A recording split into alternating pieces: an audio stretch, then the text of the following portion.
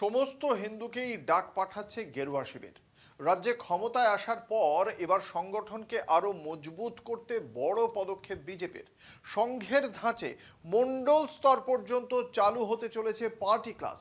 দলের রাজ্য পর্যবেক্ষক সুনীল বানশাল জানিয়েছেন, বিজেপিতে যে কেউ আসতে পারেন, তবে তাকে দলের আদর্শ অনুযায়ী গড়ে তোলার দায়িত্ব কর্মীদেরই। একই সঙ্গে তাঁর বার্তা, কোনো হিন্দু যেন বিজেপির বাইরে না থাকেন। अभी हमारा टीएमसी के लिए दरवाजा बंद है।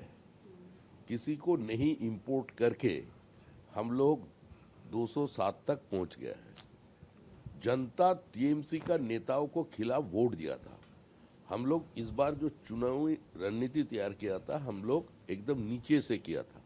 चार्जशीट निकाला, वो भी नीचे, हर एमएलए का खिलाफ, लोकल लीडर्स का खिलाफ। महामहिम राष्ट्रपति को एक कार्यक्रम करने के लिए मैदान तक नहीं दिया। उन लोग हम लोग पार्टी में शामिल करते हैं।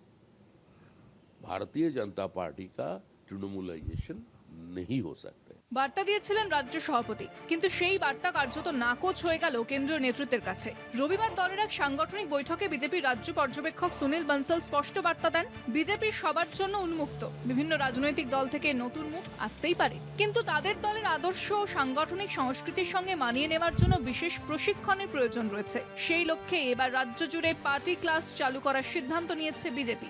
দলীয় সূত্রের দাবি, সংঘের আদলে প্রশিক্ষণ শিবির মণ্ডল স্তর পর্যন্ত বিস্তৃত করা হবে। আদর্শ, সংগঠনের নীতি, সাংগঠনিক শৃঙ্খলা এবং জনসংযোগের কৌশল শেখানো হবে কর্মী ও নতুন যোগদানকারীদের। বিজেপির মতে, শাসন ক্ষমতায় এলে বহু নতুন মানুষ দলে যোগ দেবেন। তাদের মধ্যে যারা দলীয় সংস্কৃতির সঙ্গে পরিচিত নন, তাদের উপযুক্ত কর্মী হিসেবে গড়ে তুলতেই এই উদ্যোগ। একদিকে সংগঠন বিস্তার, অন্যদিকে আদর্শগত প্রশিক্ষণ। দুই পথেই এগোতে চাইছে বিজেপি।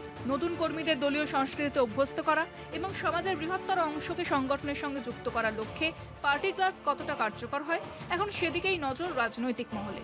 অঞ্জন রায়ের রিপোর্ট, কলকাতা টিভি।